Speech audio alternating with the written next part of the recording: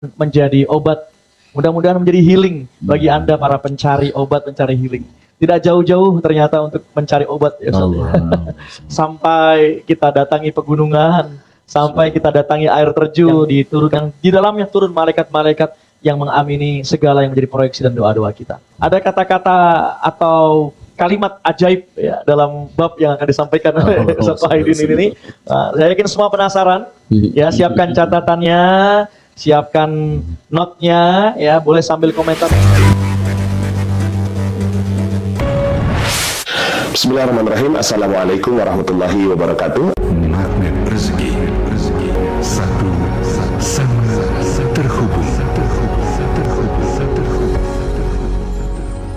Titipkanlah kepadaku satu ayatmu yang bisa membuat aku mengetahui rahasia di balik peristiwa ini dan mendapatkan solusi hanya darimu. Al-Fatihah. Bismillahirrahmanirrahim.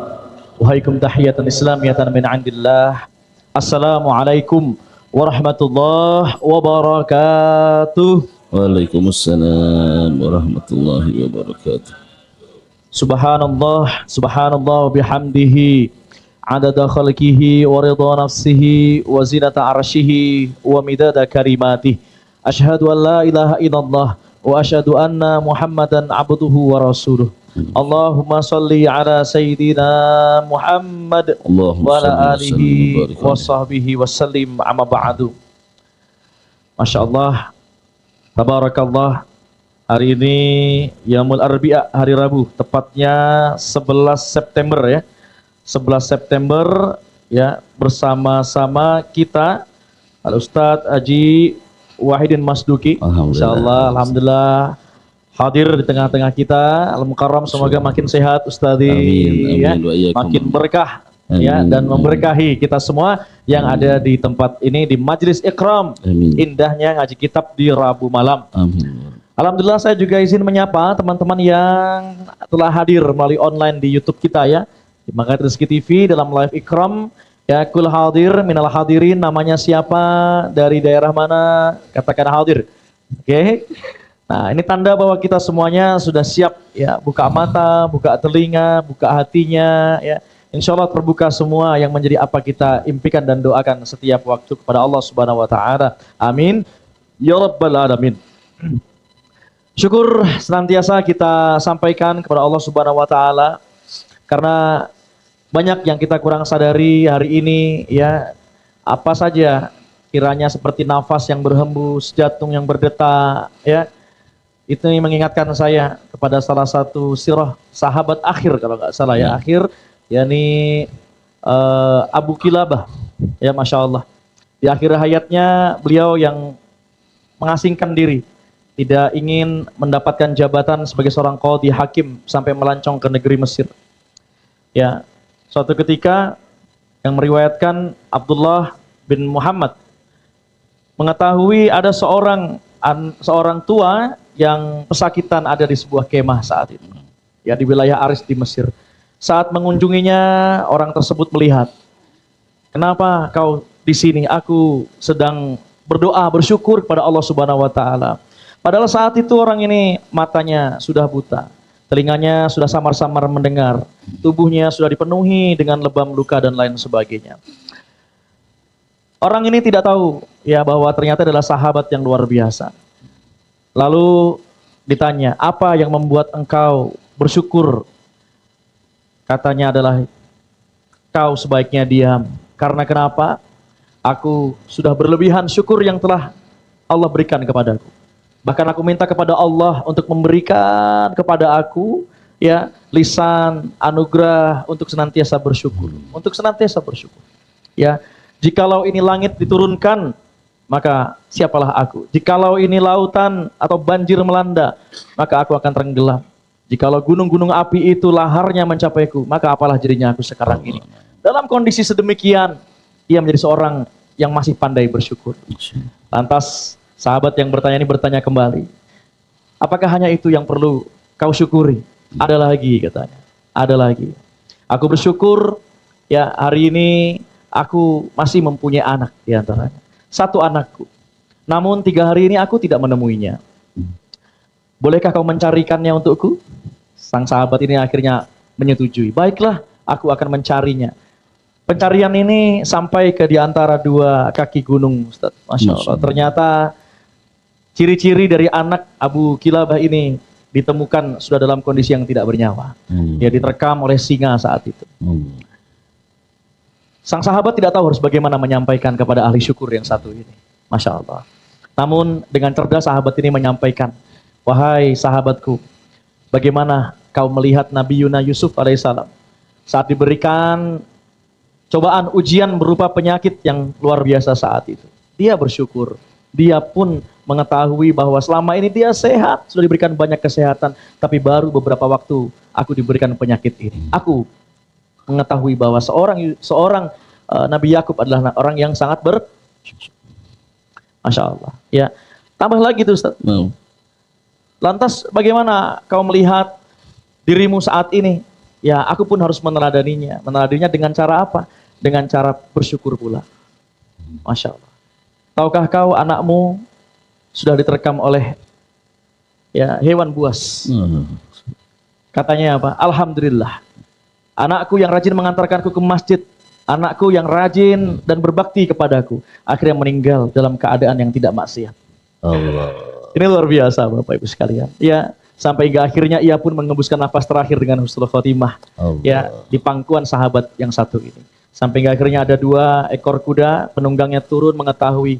Tidakkah kau mengetahui dia siapa? Dia adalah Abu Kilabah. Dalam riwayat lain disampaikan ternyata ini adalah sahabat yang sangat masyhur. Bahkan ia ingin diberikan amanah menjadi seorang qadhi. Dia menolaknya hanya karena khawatir akan maksiat dan dosa. Tidak ingin menjadi seorang qadhi atau seorang hakim yang tidak adil. Ya Allah, dari sini Bapak Ibu, tidakkah kita hadir ke sini bentuk rasa syukur kita dengan bersemangat hadir di tempat-tempat majelis ilmu ini. Salawat dan salam senantiasa kita aturkan kepada Nabi Muhammad SAW. Semoga kita umat Nabi Muhammad SAW menjadi orang-orang yang senantiasa diberikan syafaat bahkan sampai di hari kiamat nanti. Dan Masya Allah, semoga kita yang para perindu Nabi ini diberikan kesempatan untuk berkali-kali ziarah ke makam Nabi Muhammad di Masjid Nabawi. Amin ya Rabbal Alamin. Bapak Ibu sekalian, tanpa panjang lebar lagi, dengan penuh rasa syukur yang mendalam, ya kita buka mata, buka telinga, buka hati kita untuk mendengarkan, ya tasjiat, kulaimat, irsyadat. Karena bicara hati, kitab Syifa'us Sakim yang akan beliau paparkan pada kesempatan yang baik di Ikram ini, ya mudah-mudahan menjadi obat, mudah-mudahan menjadi healing bagi Anda para pencari obat, pencari healing.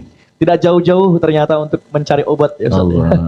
Sampai kita datangi pegunungan, sampai kita datangi air terjun. Kemarin teman-teman banyak yang ikut Success Good Summit Ustaz ya. Suara kita juga udah masih habis ya. Ya, berbondong-bondong datang ya untuk menikmati taharus binikmah. Hasil dari jeripayahnya kita jalan-jalan ya sampai ke Lembang, seru sekali. Ya, tapi ternyata sebenarnya healing itu dekat sekali dengan kita di majelis-majelis ilmu yang di dalamnya turun malaikat-malaikat yang mengamini segala yang menjadi proyeksi dan doa-doa kita. Mari kita mulai bersama-sama untuk mengulas kitab Syifa'us Sakim ini. Ada kata-kata atau kalimat ajaib ya dalam bab yang akan disampaikan oleh Ustaz Wahidin ini. Saya yakin semua penasaran. Ya, siapkan catatannya. Siapkan notnya ya, boleh sambil komentar di grup, mungkin ada pertanyaan-pertanyaan ya atau di online kali ini ya. Baik. Nabda ta'lim bi qiraati basmalah. Bismillahirrahmanirrahim. Pada Ustaz Wahidin fadhil masykur. Fadhil. Bismillahirrahmanirrahim. Min iftah hadzal majlis ala man wa aslafuna salihun wa ala man wal mu'allif hadzal kitab al-habib Muhammad al-Haddad وأصوله وفرعه علمنا وشيخنا ومربي روحنا وجسدنا الحبيب حسن بن أحمد بهارون أن الله يدخل نيتنا في نيتهم ومقاصدنا مقاصد الدنيا والآخرة وأن الله يبارك فينا وفي نيتنا وفي علومنا وفي حركتنا وفي دعوتنا وفي جميع أعمالنا وفي أولادنا وذرياتنا ويرزقنا وإياكم محبة الصالحين والكتاب والاتباع بالنبي محمد صلى الله عليه وسلم وبأسلافنا الصالحين وأن الله يرزقنا وإياكم علما نافعا وقلبا خاشعا ولسانا ذاكرا والشفاء من كل داء وأن الله يرزقنا وإياكم حسن اليقين وحسن الخاتمة عند الموت في لطف وعافية وإلى حضرة النبي محمد صلى الله عليه وسلم. الفاتحة. أعوذ بالله من الشيطان الرجيم. بسم الله الرحمن الرحيم. الحمد لله رب العالمين الرحمن الرحيم مالك يوم الدين إياك نعبد وإياك نستعين اهدنا الصراط المستقيم صراط الذين أنعمت عليهم غير المغضوب عليهم ولا الضالين آمين. Bismillahirrahmanirrahim. Assalamualaikum warahmatullahi wabarakatuh. Waalaikumsalam warahmatullahi wabarakatuh. Alhamdulillahi rabbil alamin wa bihi nasta'in ala umuri dunya waddin. Wassalatu wassalamu ala sayyidil mursalin sayyidina wa nabiyyina wa maulana Muhammadin wa ala alihi wa sahbihi ajma'in. Subhanaka la ilma lana illa ma 'allamtana innaka antal alimul hakim. Rabbi shrah li sadri wa yassir li amri wahlul 'uqdatan min lisani yafqahu qawli. Dustur ya Rasulullah ma ba'd. Yang kita cintai, yang kita hormati, kita sayangi guru kita Ustadz Haji Nasrullah, dimanapun beliau berada, teriring doa dari kita semua. Semoga Allah Subhanahu wa Ta'ala sehatkan beliau, panjangkan umur beliau, dan Allah kabulkan semua hajat-hajat beliau. Jadikan rumah tangga beliau sakinah, mawaddah, warahmah. Segenap asatid dari Magnet Rizki yang hadir pada malam hari ini, kita doakan juga semoga Allah selalu istiqomahkan hati beliau, membimbing kita semuanya, dunia dan akhiratnya. Dan mudah-mudahan berkumpul kita dengan beliau di dunia, kelak berkumpul kita dengan beliau dalam ridha dan surganya Allah Subhanahu wa Ta'ala. Para santri, bapak ibu, pencari ridhanya Allah Subhanahu wa Ta'ala yang dimuliakan oleh Allah Subhanahu wa Ta'ala. Indikator seseorang itu diinginkan menjadi orang baik oleh Allah ada dua. Ada dua indikator, di mana kalau ini ada dalam sisa umur kita, berarti kita diharapkan oleh Allah. Diharapkan oleh Allah menjadi orang baik. Ya, kitanya hanya melaksanakan, tapi Allah yang menghendaki.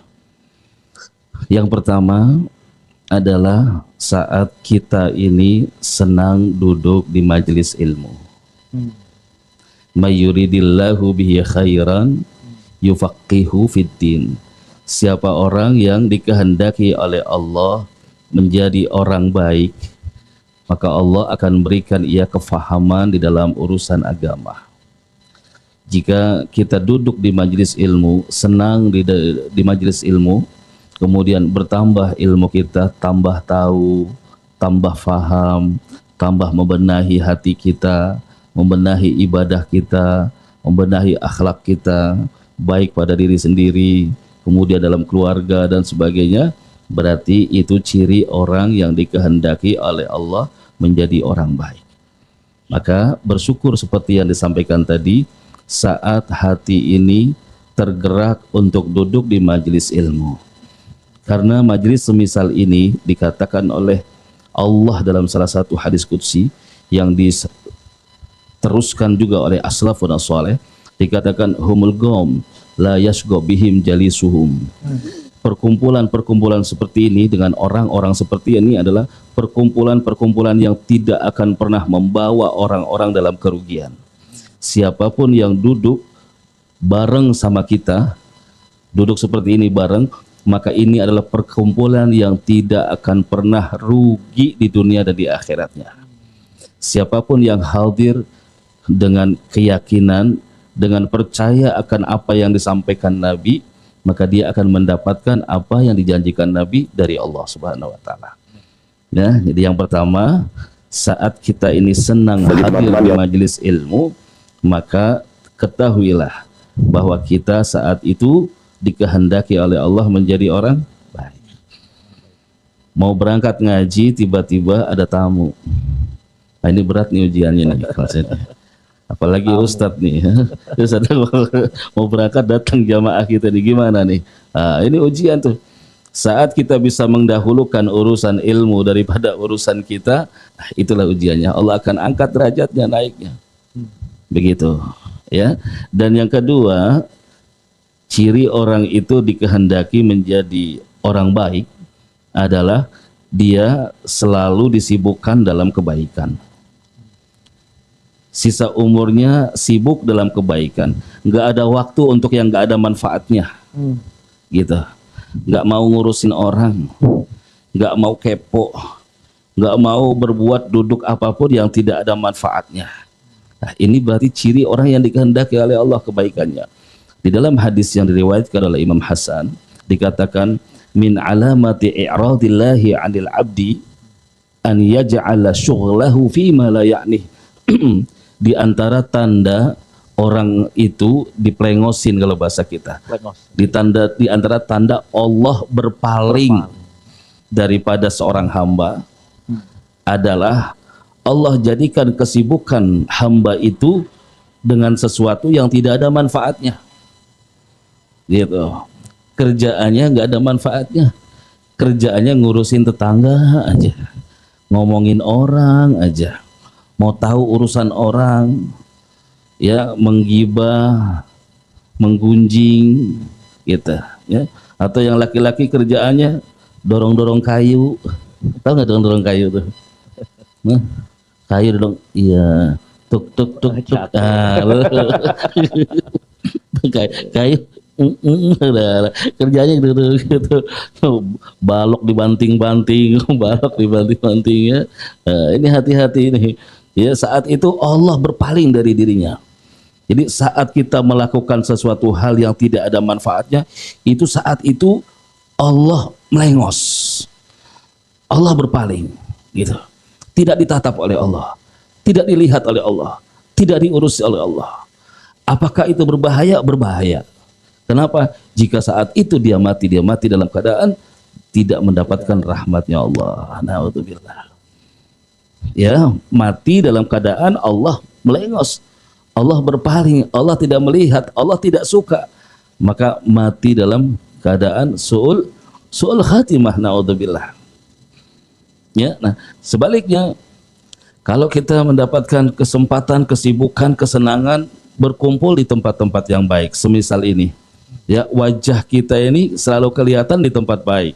Ya, saya ketemu Ustaz selalu di tempat kebaikan, di majelis, ya, di pengajian ada mukanya dia, di maulidan ada wajahnya dia, di acara pengantin ada wajah dia, tahlilan ada dia, di mana ada perkumpulan kebaikan ada wajah kita, maka petanda dia itu orang yang diinginkan kebaikannya oleh Allah. Nah, jadikan sisa umur kita ini, seluruh aktivitas kita, seluruh amal kita, apapun bentuknya, baik yang bersifat duniawi atau ukhrawi, jadikan semuanya adalah amal soleh. Jadikan semua amal soleh. Ya, walaupun sifatnya dunia. Semisal kita keluar dari rumah, ya, mau nganter sekolah, itu duniawi. Tapi bagaimana caranya biar ini menjadi ukhrawi? Niatnya. Ya, iringi semuanya dengan niat. Niat itulah yang menjadikan semua perbuatan duniawi kita ini menjadi amal soleh. Bahkan aslafuna soleh, orang-orang soleh terdahulu yang sudah wafat beratus-ratus tahun sebelum kita, yang hingga detik ini kisahnya, biografinya terus disebutkan, terus diceritakan dalam kitab-kitab salaf itu, mereka mengajarkan kepada kita, jadikan setiap aktivitas kita, hubungkan selalu niatnya sebagaimana niatnya orang-orang soleh. Gitu. Misalnya kita mau makan, ya, kalau kita niat, ya, kita niat makan, paling terbatas niatnya 1, 2, 3. Niat biar sehat, kuat, niat buat ibadah, niat ini. Kalau aslafuna soleh mempunyai banyak niat yang kita tidak bisa menghitungnya. Nah, sehingga bagaimana caranya? Ya Allah, bahasa Indonesianya, ya Allah, saya niat makan sebagaimana niatnya orang-orang soleh dalam makan mereka. Gitu. Aman. Semuanya dapat. Karena orang soleh itu yang saya tahu nih, yang saya baca langsung dalam satu kitab itu, kitab nikah, tentang kitab nikah itu di situ Al-Imam Ali bin Abu Bakar As-Sakran, beliau itu di dalam akdu nikah, mau nikah, akad nikah, itu dia punya 70 niat.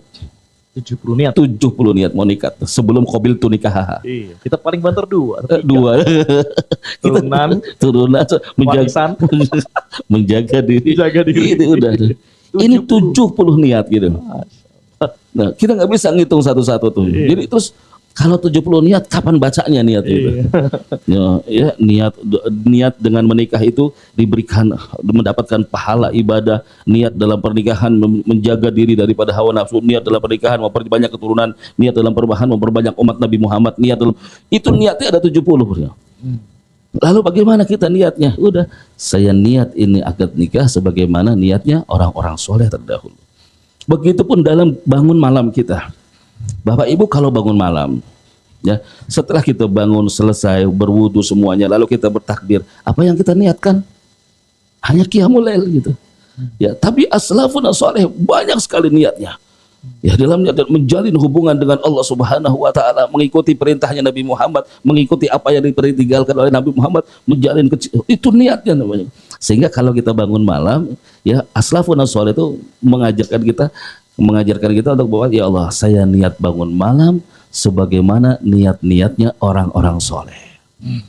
Itu jangan pernah lepas.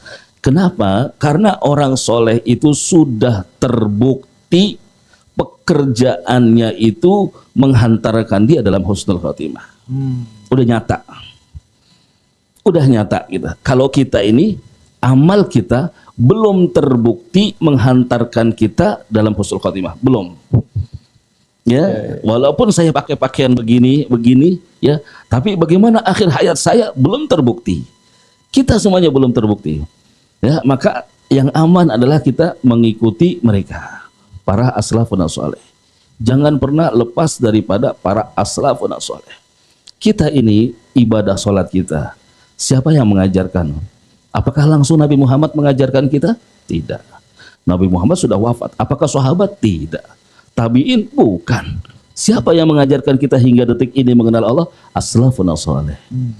Orang-orang soleh sebelum kita. Mereka yang jadi pewaris para nabi. Nah, inilah yang jangan sampai kita tinggalkan mereka semuanya. Dalam suri tauladanya, ya, dalam kesehariannya, dalam budi pekertinya, akhlaknya dan sebagainya. Ya, nah, jadi jadikan sisa umur kita ini setiap aktivitasnya itu adalah amal soleh. Apa aja? Niatin amal soleh, ya Allah. Suami amal soleh buat kita. Sehingga tidak ada tuh rasa berat, rasa kesal sama suami. Pun istri demikian. Itu belajar tapi Ustaz. Ya, tidak mudah begitu. Karena musuh kita ini bukan lagi setan. Kalau udah duduk di majelis ilmu ini bukan lagi setan, iblis musuh kita ini. Lebih berat lagi nih, the king-nya udah nih. Ya, kenapa? Karena orang ngaji itu, kalau orang udah ngaji, udah tahu ilmu, paling bisa ngeles. Gitu. Hukum diputer-puter gitu. Itu udah iblis sudah itu. Nah. Hukum ya, kalau udah tahu hukum, bisa tobat nanti lah. Dulu waktu belum ngaji, sholat pas Allah Akbar, Allah la ilaha illallah, qomat langsung sholat gitu kan. Begitu udah ngaji, sholat kan nomor 2. Ya, nah, jadi itu sebagai mukadimah introspeksi diri kita. Apakah 2 ciri, 2 indikator, 2 tanda ini ada dalam hati kita, sisa umur kita? Kalau belum ada, tingkatkan, hadirkan. Ya, cintai majelis ilmu. Tidak akan pernah rugi.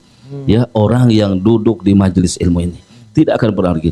Karena majelis ilmu adalah tempatnya zikir. Nah, hadis ini pertemuan kita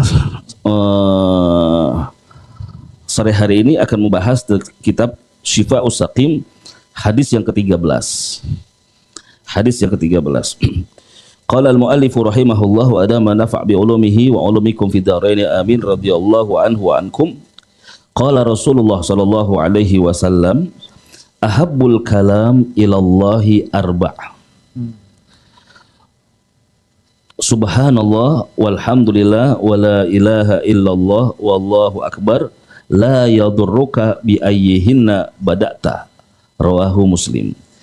Bersabda Nabi Shallallahu Alaihi Wasallam, ahabbul kalam, kalam yang paling dicintai oleh Allah, ucapan, pembicaraan, kata-kata yang paling dicintai oleh Allah Subhanahu wa Ta'ala itu 4. Ada 4. Yang pertama, subhanallah, walhamdulillah, wa la ilaha illallah, wallahu akbar. La yadurruka, tidak pengaruh, tidak berbahaya bagimu, bi ayyihinna bada'ta, dengan yang mana saja engkau mulai. Beda apa, tidak apa engkau mau mulai dari mana aja. Ya, dari Allahu akbar dulu boleh. Ya, alhamdulillah boleh. Subhanallah boleh. Artinya ada sebuah amalan yang kita hafal, ini amalan dan ringan sekali untuk diucapkan, tapi membutuhkan taufik dan hidayah dari Allah Subhanahu wa Ta'ala, membutuhkan ilmu, ya, karena iman kita ini kalau tidak diiming-imingi dengan hadiah, ya, itu nggak tergerak, ya nggak. Ya. Kalau kita ini iman kita ini masih harus, mau nggak rezekinya gampang, mau baca ini baru baca, ya enggak, ya. Mau nggak biar gampang jodohnya, mau baca ini baru baca gitu, ya. Iman kita ini mau dibimbing, beda sama sahabat. Sama sahabat tuh, siapa yang mau berjihad fisabilillah, saya langsung nggak mikir, langsung nggak mikir itu, jihad saya gitu, udah langsung. Ada siapa yang mau ghanimah, nggak ada. Ya? Bahkan ada siapa sahabat yang baru nikah, ada di Uhud, ya, dimakamkan di Uhud. Ya Allah, ya, pengantin baru gitu, pengantin baru nikah, sorenya menikah, kemudian malamnya hubungan suami istri, alhamdulillah ya, berhubungan suami, tahu dapat kentongan, jihad, nggak mikir, nggak pakai mandi lagi gitu. Langsung berangkatnya, ditinggal istrinya, pengantin baru tuh, ditinggal istrinya gitu. Subhanallah, syahid meninggal tuh.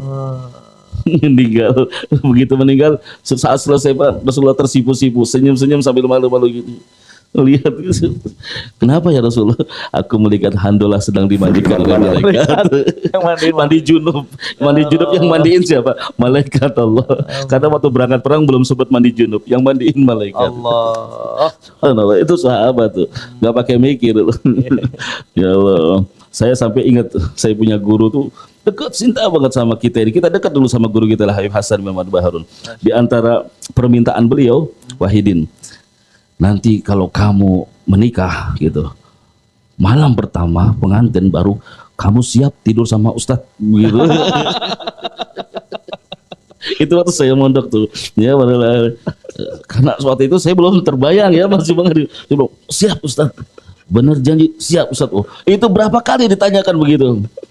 Tapi subhanallah gitu, Ustadz meninggal dulu.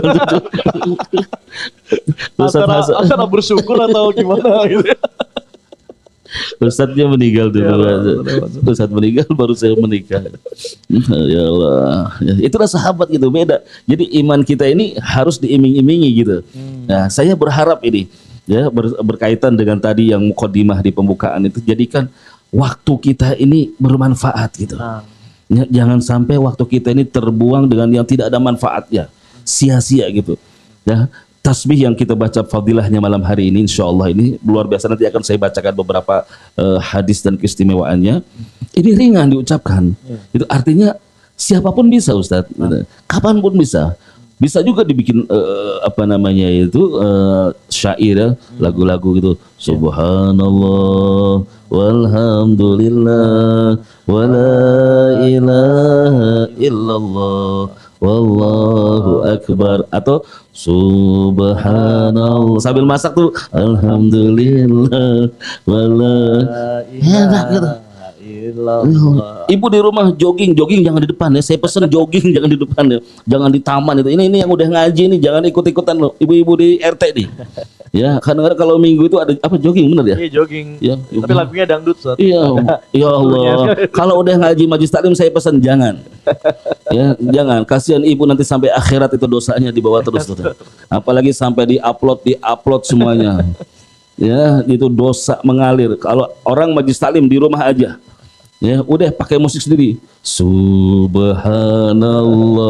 walhamdulillah ya wala enak gitu. Terus 6 jari Ustaz ya. Iya. Subhanallah. Jangan pakai musik nanti trainingnya. Alhamdulillah. di di pondok kita dulu waktu saya belajar di pondok saya waktu saya belajar Darul Lughah wa Dakwah dan sampai sekarang di pesantren kita di Parung ya itu setiap pagi ada olahraga riyadhah itu pakai zikir la ilaha illallah la ilaha illallah la ilaha illallah la ilaha Allah Allah Boleh dibawa Ustaz ya. Dibawa dengan gerakan zikir. justru ini tambah sehat. Oh, mantap. Jadi ini. bukan badan aja yang olahraga, hati pun olahraga gitu. Nah itu jadi ibu nih, kita stop adzan dulu. Fadal Baik adzan. jemaah, karena makin seru ini ya, baru Mukadimah. terkait, ya. Baru mukadimah. Baru mukadimah. Ya, sebelum kita melanjutkan, silakan yang ikut live untuk bisa pause sejenak ya, untuk menunaikan sholat isya berjamaah. Adapun yang di sini kita dengarkan terlebih dahulu ya lantunan adzan isya ya. Dalam kurang lebihnya 2-3 menit kita akan kembali lagi dalam majelis Iqam. Tafadhol. Ya. Allah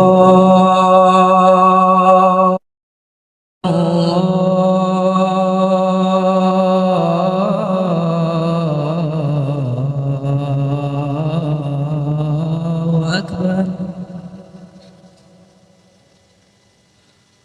Allahu Akbar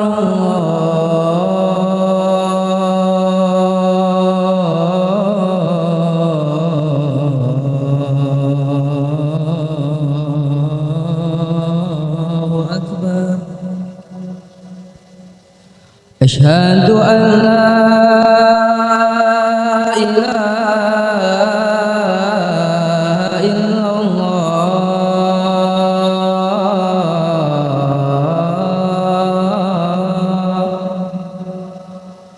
Asyhadu an la ilaha illallah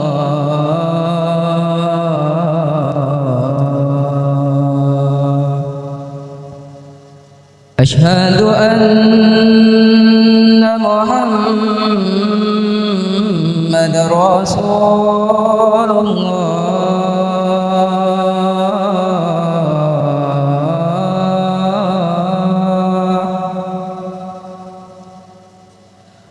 Asyhadu anna Muhammadar Rasulullah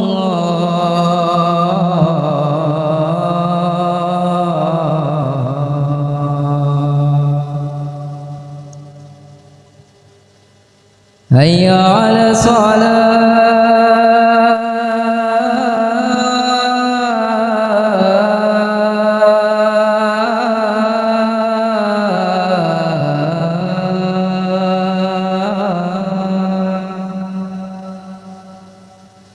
Hayya 'ala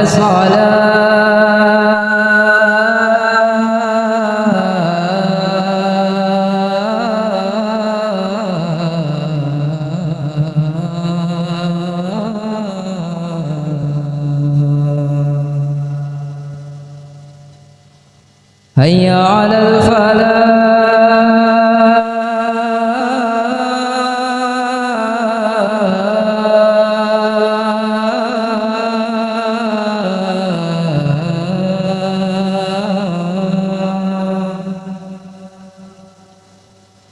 Hayya 'alal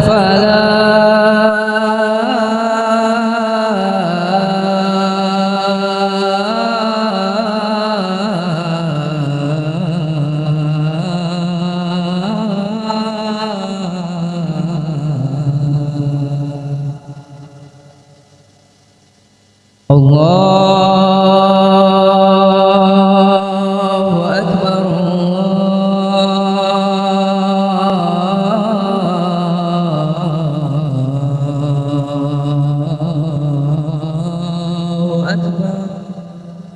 لا إله إلا الله.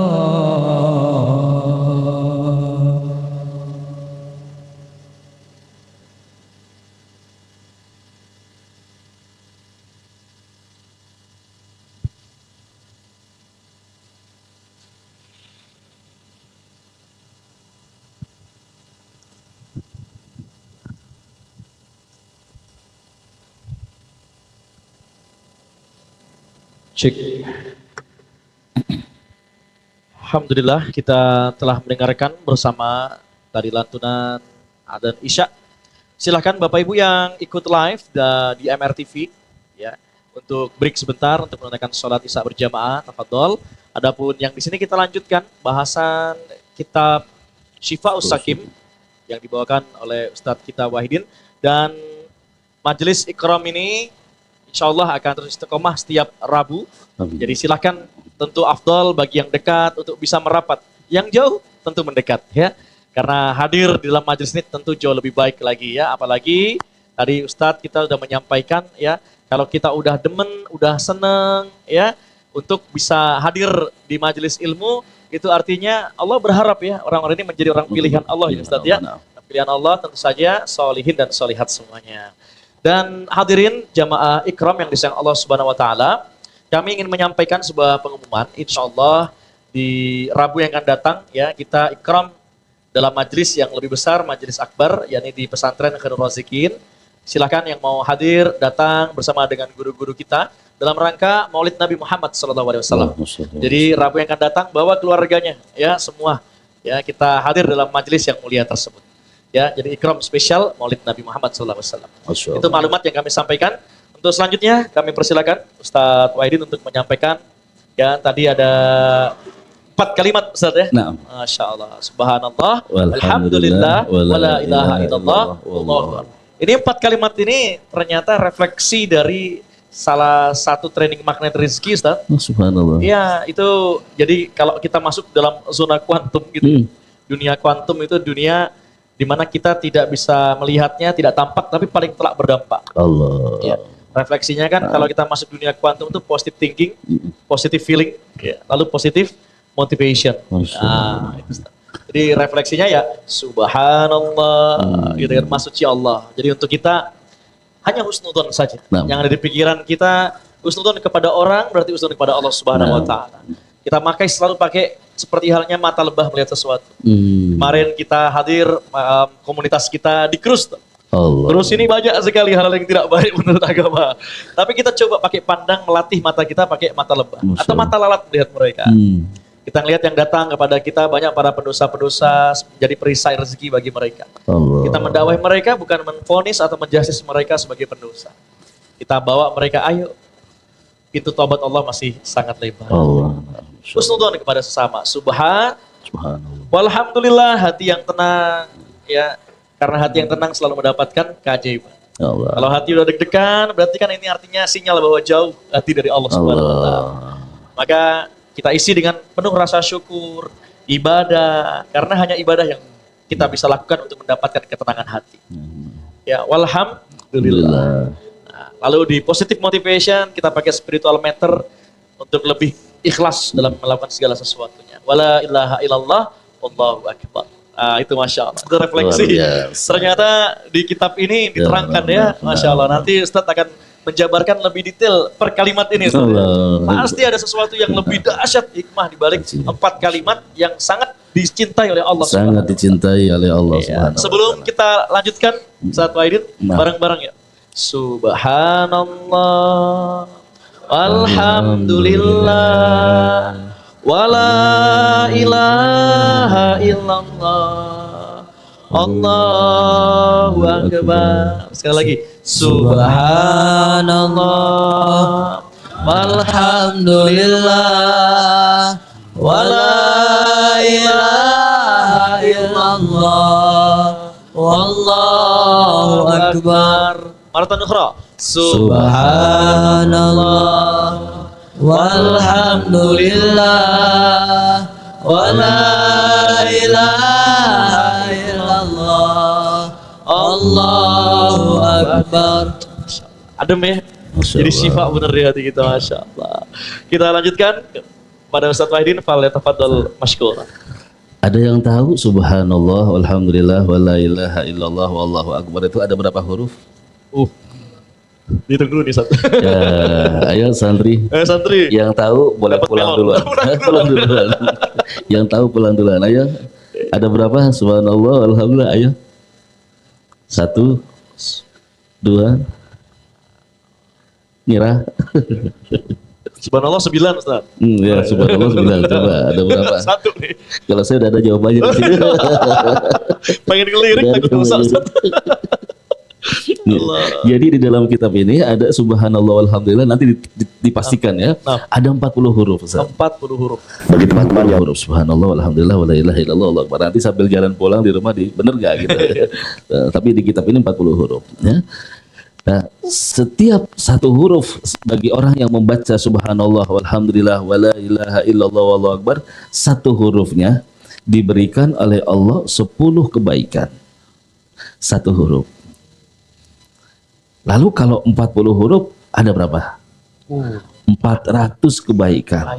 Sekali baca subhanallah walhamdulillah wala ilaha illallah wallahu akbar mendapatkan 400 kebaikan. Kalau 3 kali kita baca sudah 1200 dan seterusnya, silahkan dihitung. Ini yang pertama istimewaannya. Kebaikan di sini ini nakiroh, artinya tidak dijelaskan oleh Allah. Kebaikan itu bisa berupa berbagai hal. Keselamatan, kesenangan, rizki, ketenangan, anak, suami, istri, semua ada kebaikan. Ya, artinya akan mengalir kebaikan di dalam hidupnya, yang semua hanya Allah yang memberikannya. Gitu. Yang kedua, di dalam hadis Imam Tirmidzi radhiyallahu an, suatu hari pernah baginda Nabi itu berjalan dan mendapati pohon yang daunnya sudah kering. Lalu Nabi pegang itu pohon, lalu digoyangkan itu pohon. Fatasaqqatatil awraqul asjar. Kemudian daun-daun itu pada berjatuhan. Lalu sahabat dikumpulkan, dikatakan, innal hamdalillah, sesungguhnya kalimat alhamdulillah wa subhanallah wa la ilaha illallah wallahu akbar tusaqitu dzunubal abdi. Sesungguhnya kalimat Allahu akbar subhanallah walhamdulillah tadi innal alhamdulillah subhanallah la ilaha illallah wallahu akbar itu bisa menjatuhkan, menggugurkan dosa-dosanya seorang hamba seperti bergugurannya daun-daun dari pohon itu. Allah. Nah, tadi di awal la yadurruka bi ayyihinna bada'ta. Tidak peduli, tidak masalah engkau memulainya dengan yang mana. Mau alhamdulillah dulu boleh, mau Allahu akbar dulu boleh. Yang penting yang mudah ya subhanallah walhamdulillah wala ilaha illallah wallahu akbar. Nah, ternyata kalimat atau tasbih subhanallah walhamdulillah wala ilaha illallah wallahu akbar itu bisa menggugurkan semua dosa-dosa hambanya. Dosa-dosa itu gugur seperti bergugurannya daun-daun yang tadi digoyangkan oleh Rasulullah Shallallahu Alaihi Wasallam. Subhanallah. Kemudian disebutkan juga di dalam kitab Mujibatur Rahmat karya Al Imam Ar-Raddad. Ya, di situ disebutkan hadis Rasulullah Shallallahu Alaihi Wasallam. Suatu hari Rasulullah sedang duduk dengan sahabat, tiba-tiba Rasulullah berkata, "Khudhu junnatakum," katanya. Wahai sahabat, siapkan perisai, ya perisaimu, siapkan perisaimu, katanya. Ya Rasulullah, min aduin qad hadar, katanya. Wahai Rasulullah, apakah musuh sudah datang, gitu. Jadi lagi duduk tiba-tiba siapin perisainya gitu. Sahabat bingung. Ya Rasulullah, hal min aduin qad hadar. Ya Rasulullah, apakah musuh sudah datang? Artinya apakah kita mau perang gitu? La, walakin junnatikum minan nar. Tidak, akan tetapi perisaimu dari api neraka Allah. Qulu, katakanlah subhanallah walhamdulillah wala ilaha illallah wallahu akbar. Artinya tasbih subhanallah walhamdulillah wala ilaha illallah wallahu akbar itu dapat membentengi seseorang dari nerakanya Allah Subhanahu wa taala. Ini kehebatan daripada tasbih subhanallah walhamdulillah wala ilaha illallah wallahu akbar. Di dalam kitab Muhadzab juga disebutkan oleh Rasulullah SAW. Rasulullah pernah bertanya sama sahabat-sahabat, wahai sahabatku, siapakah yang mampu ya setiap hari beramal sebesar gunung Uhud? Ditanya Rasul, sebesar gunung Uhud. Gunung Uhud itu bagi teman-teman yang sudah pernah ke sana dan mudah-mudahan kita suatu hari bisa ke sana lagi ya. Itu panjangnya kalau tidak salah 12 sampai 13 km saja panjangnya. Bukit iya itu panjangnya itu. Tingginya berapa meter itu? Itu Jabal Uhud itu termasuk bukit yang akan kita temui di dalam surganya Allah Subhanahu wa taala. Karena Jabal Uhud itu dikatakan oleh Rasul, Uhudun jabalun yuhibbuna wa nuhibbuhu. Ya, Uhud itu adalah gunung yang mencintai aku dan aku mencintainya. Jadi Nabi Uhud itu cinta sama Nabi Muhammad. Bukti cintanya Uhud, suatu hari Rasulullah dengan Sayyidina Abu Bakar Siddiq naik ke Jabal Uhud. Ya, saking senangnya itu Jabal Uhud diinjek sama Rasulullah, itu bergetar. Kayak gempa gitu. Sehingga Nabi Muhammad oleng mau jatuh gitu. Lalu Nabi Muhammad bilang, "Uskut ya Uhud. Uskut ya Uhud." Diam ayo Uhud, diam. Di atas semua ada Muhammad dan Siddiq dan Abu Bakar. Langsung diam gitu. Disuruh diam langsung diam gitu. Nah, ahli sejarah, para sejarawan mengatakannya, diamnya Uhud atas perintah Nabi itu menjadikan dia masuk ke dalam surganya Allah. Masya Allah. Satu. Ada lagi riwayat mengatakan kenapa Uhud ini gunung yang akan dibawa masuk ke dalam surga? Karena Uhud ini selalu membuat hati Nabi Muhammad senang, gembira. Jadi Nabi Muhammad tuh kalau pergi jauh, Ustaz, apalagi udah habis perang gitu ya, jauh gitu. Terus dari jalan dari jauh tuh naik kuda gitu atau dengan keadaan capek. Begitu lihat Jabal Uhud dari jauh, semangatnya bangun. Udah deket gitu lah. Ingat kekasih kan gitu seneng banget ya ingatnya. Wah, Kayak kita pulang gitu, pulang umroh udah mau landing. Wah, itu ya Allah, kayak gimana perasaan lo? Gila buat ya. Udah mau landing gitu. Padahal masih harus ada laut di bawahnya. Tapi gitu. Nah, jadi sehingga Rasulullah katakan Uhud jabalun yuhibbuna wa nuhibbuhu. Makanya dalam sejarah karena batu itu selalu membuat hati Nabi gembira, dia dimasukkan ke dalam surga. Privilege. Nah, iya. Esensinya apa? Kata, bayangkan batu yang tidak mempunyai amal apapun, saat dia menggembirakan hati Nabi, dia bisa masuk ke dalam surganya Allah karena amalnya itu menggembirakan. Lalu bagaimana jika kita yang terlahir dalam keadaan beriman kepada Nabi Muhammad SAW dan pekerjaan kita selalu membuat senang hati Nabi Muhammad SAW. Ya Allah, itulah kenapa kita harus mencintai sunnah, Ustaz ya. Itulah. Sunnah dinar juga cinta Itulah. tuh ya. Iya, biar masuk surga sama Nabi Muhammad ya. Loh. Ya, betul. Iya, iya. Jadi menggembirakan hati Nabi ini kuncinya. Bagaimana hidup kita bisa menggembirakan hati Nabi. Asik juga itu, Ustaz. Jadi moto hidup gitu kan. Oh, nah. Apa moto hidup? Menggembirakan hati Nabi. Wah. PNS gitu kan. Pegawai Nabi SAW. Pegawai Nabi Sallallahu Alaihi Wasallam. Pecinta Nabi ya. Iya. Pengikut Nabi. Seorang istri pun begitu. Bagaimana dalam rumah tangganya melihat suami berbuat untuk suami hanya untuk menggembirakan hati Nabi. Suami pun begitu melihat istri hanya untuk menggembirakan hati Nabi. Ya Rabb. Allahumma salli wa sallim. Saya lupa seorang sahabiyah.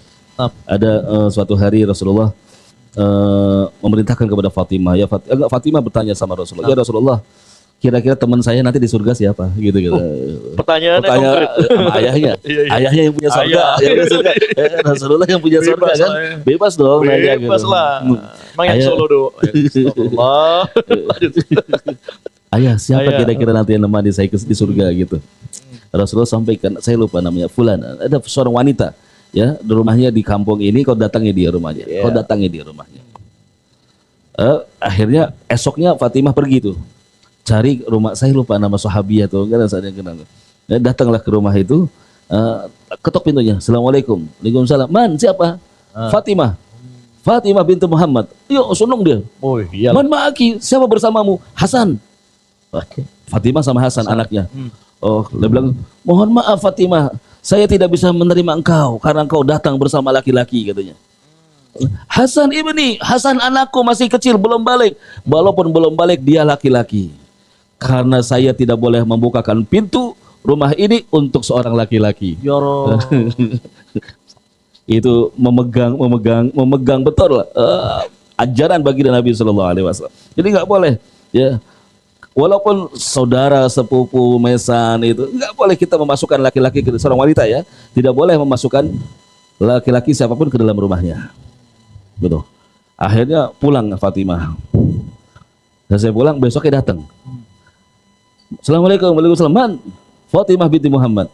Fatimah anaknya Muhammad. Man ma'aki, dengan siapa kamu? Sendirian. Ah, sekarang buka, masuk, dibuka, masuk. Masuk Fatimah. Masuk bingung, duduk di mana? Gak ada kursi, gak ada, bingung gitu. Akhirnya duduklah di mana kau suka katanya. Duduk. Jadi rumahnya kosong. Gak ada meja tamu, kursi atau ruangan buat tamu tikar, gak ada. Kotak saja gitu. Hanya ada satu sudut. Di sudut itu ada baskom sama rotan sama lap aduk kecil gitu. Sudah, silakan duduk. Lalu si wanita ini, sahabiah ini pergi ke belakang, ambilkan air sama mungkin makanan kecil kurma. Lalu tanya, wahai fulana, saya ini diutus oleh ayah untuk datang belajar darimu, gitu. Kaget. Mimma ta'alam tentang apa engkau belajar dariku? Engkau anaknya Nabi Muhammad Shallallahu Alaihi Wasallam gitu. Engkau belajar dari ayahmu? Tidak, enggak, saya tidak bisa mengajarimu. Engkau belajar dari ayahmu. Lalu Fatimah, baiklah kalau begitu. Saya hanya bertanya satu hal. Itu dari tadi menarik perhatian saya. Ada ember kecil baskom sama rotan sama lap kecil, handuk kecil. Itu apa? Gitu. Lalu kata wanita ini, oh itu gitu. Dia agak berat jawabnya. Fatimah, baskom ini selalu aku isi air hangat. Setiap suamiku pulang dari luar, sore hari pulang, aku siapkan dia air hangat. Handuk ini aku gunakan untuk mengusap keringatnya suamiku. Dan ini aku lakukan setiap kali dia pulang kerja atau pulang dari luar, sore hari sebelum dia masuk, saya lap. Kalau rotan itu untuk apa? Rotan ini saya gunakan untuk selalu saya berikan ke suamiku, dan aku katakan, wahai suamiku, jika hari ini ada kesalahan dariku, pukullah aku. Gimana Bu? Mau jadi temannya Fatimah di surga? Ya Allah. Saya nggak bisa nerusin. Iya. Kayak nanti babnya Ustaz Ali. Umum Muti'ah ya, Umum Muti'ah ya. Subhanallah Ibu, lihat tuh. Lihat bagaimana Rasulullah sampai memilih Ummu Muti'ah ini ya untuk menjadi temannya Sayyidatuna Fatimah Az-Zahra. Karena begitu perhatiannya kepada suaminya. Sehingga itu yang menggembirakan hati Nabi Muhammad SAW. Itu yang diharapkan dari seorang wanita, umatnya Nabi Muhammad SAW. Siapa yang mau jadi muti'ah selanjutnya? Allah. Berat banget. Kata ibu-ibu, saya mau tapi suaminya kayak sahabat. Minimal rotannya gak usah ada lah Ustaz. Ya Allah. Dan ini sudah sirna. Ini yang harus dihidupkan dalam rumah tangga kita gitu. Ya kan? Paling tidak ya saat suami pulang itu dia sudah menemaninya makan. Dia memasakkannya untuk masak. Untuk makan. Jangan pernah sekali-kali beli GoFood. Saya jujur aja, saya bukan curhat ya. Saya suka ngomong juga sama istri itu.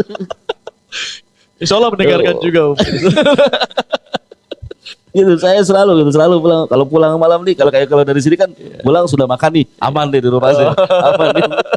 Itu kalau saya belum makan, jangan ya, masakin apa aja. Yang penting jangan GoFood gitu. Kenapa Ibu? Itu pahala menyiapkan hidangan untuk suami. Satu butir nasi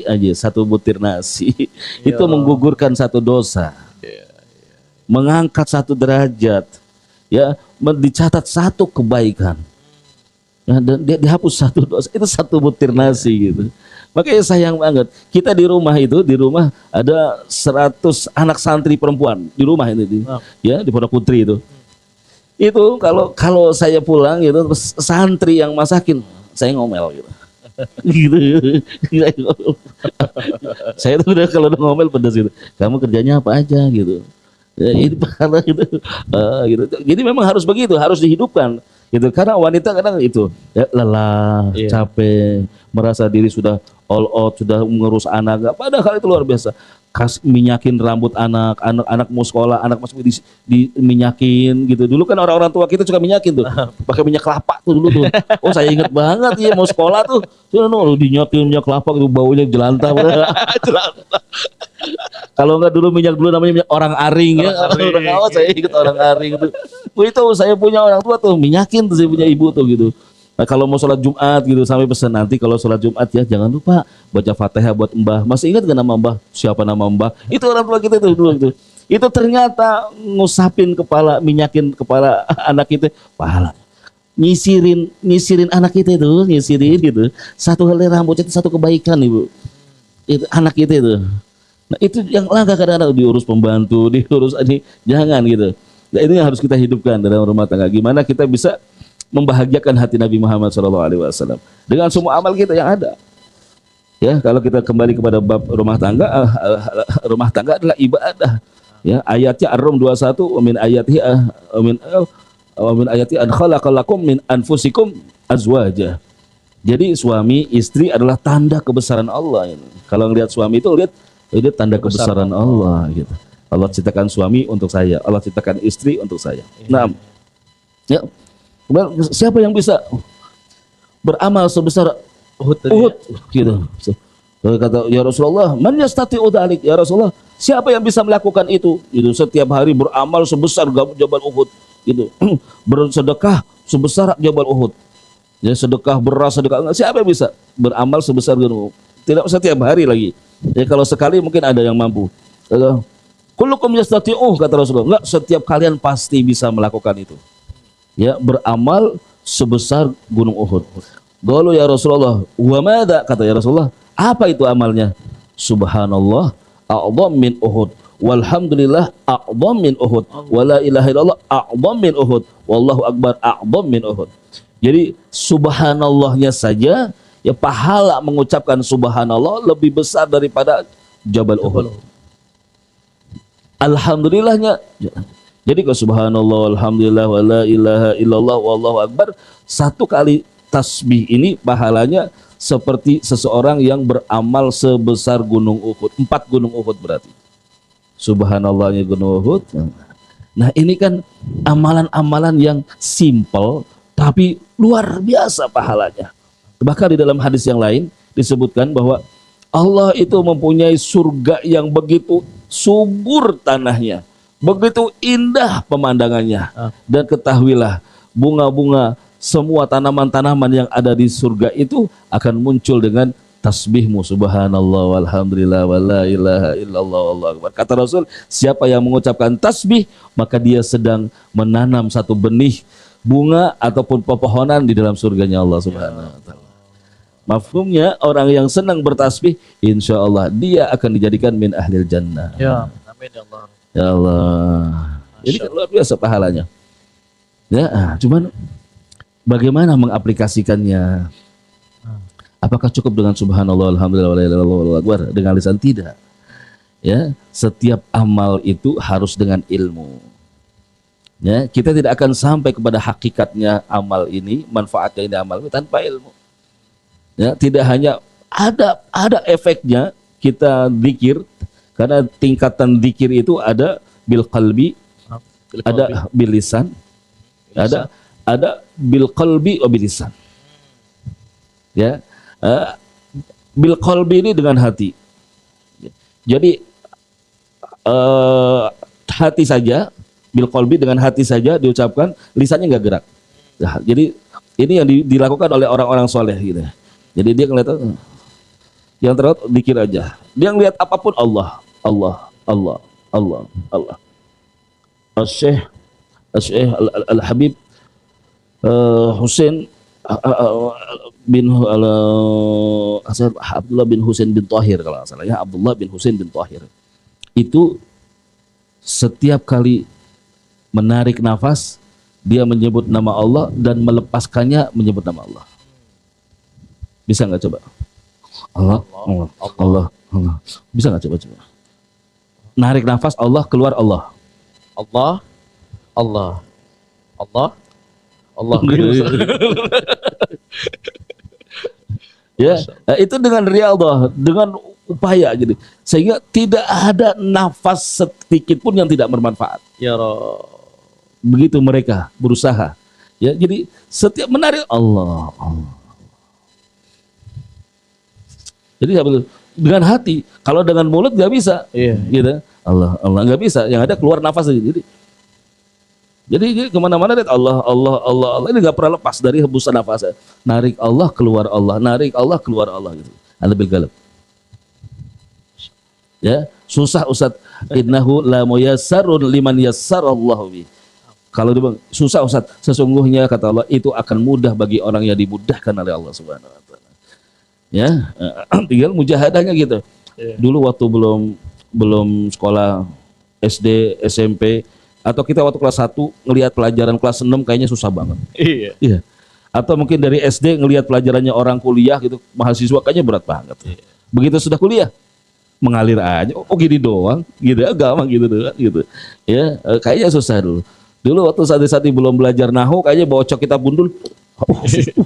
Begitu udah baca kita udah bisa nahu, gitu doang gitu. Ya, begitulah.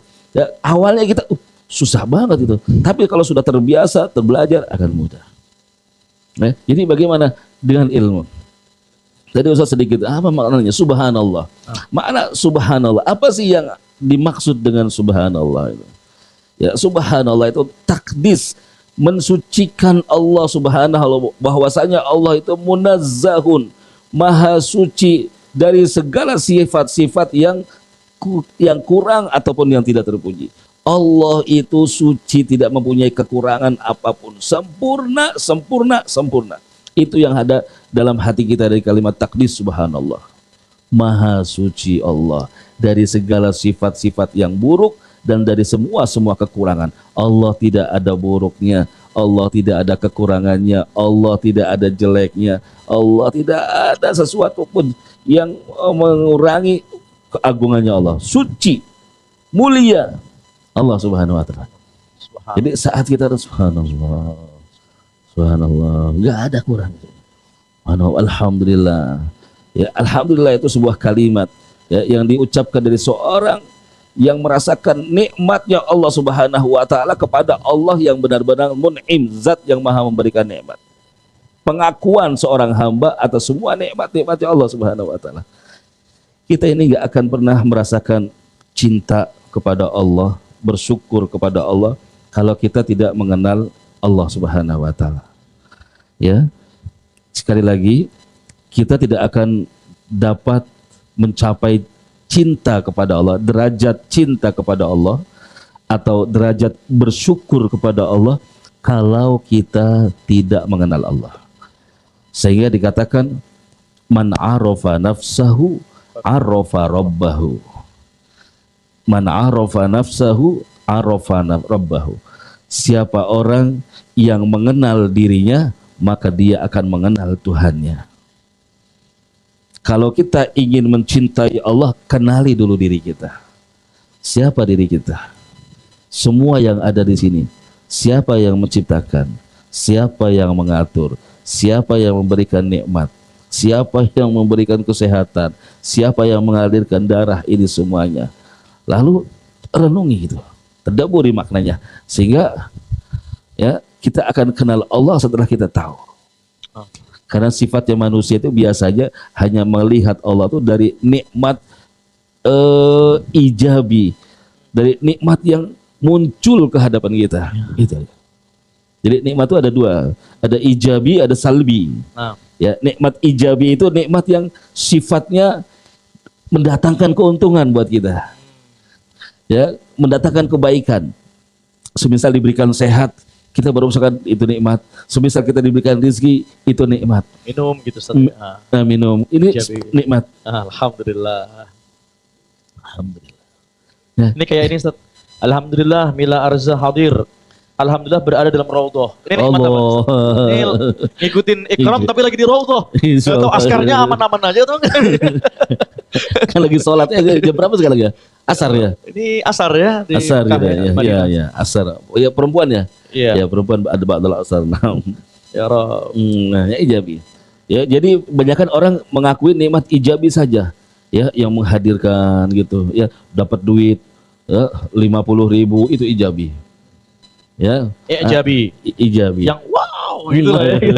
Masya Allah gitu ya. Padahal ada nikmat yang lebih agung yaitu nikmat salbi. Nah ini Mas Salbi yang seperti apa Nikmat Ustaz? yang sifatnya mencegah seseorang daripada kerugian, keburukan, bahaya. Itu nikmat. Ya, satu contoh gitu. Ya. Kita duduk di lantai atas ini. Siapa yang menyelamatkan kita semua di atas ini? Anda yakin bahwa ini semua besi-besi bangunan ini yang bisa bikin kita duduk tenang di sini? Ini nikmat ijabi, ini nikmat ijabi.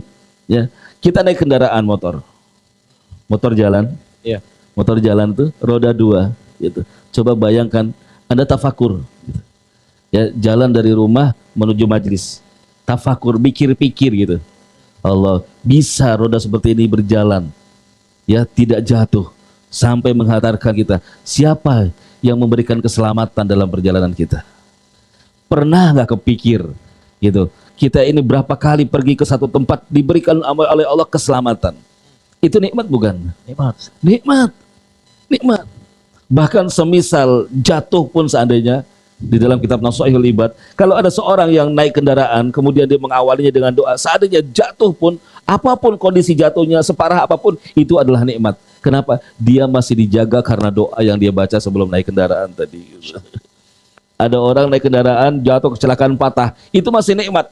Ya kenapa? Dia baca doa. Karena kalau nggak baca doa bisa jadi mati, nggak lagi patah gitu. Jadi nikmat ini ada yang salbi, ada yang ijabi gitu ya. Nikmat yang mendatangkan keuntungan ini yang banyak kita sadari. Kita makan nggak kegigit, itu nikmat. Ya kemudian kita kita buang hajat pagi hari, ya tanpa ada halangan, begitu saja keluar. Nikmat atau bukan? Memang. Pernah kita bersyukurnya? Jarang, kadang lalai. Ya kadang lupa gitu. Ya bahwa ini nikmat saat gitu. Coba rasakan mereka teman-teman kita yang mungkin saat ini terbaring, tidak bisa keluar, tidak bisa pup, tidak bisa pipis. Nasallallahu alaihi wal afiyah. Bahkan beberapa hari yang lalu saya melihat ada orang yang duduk di samping saya itu di satu jalan di situ dia duduk tapi di sini ada kantong, ada nasallallahu alaihi wal afiyah. Sebenarnya kita dijauhkan dari penyakit ini. Ya. Ini udah bolong sini kotorannya ke sini. Ya Rob.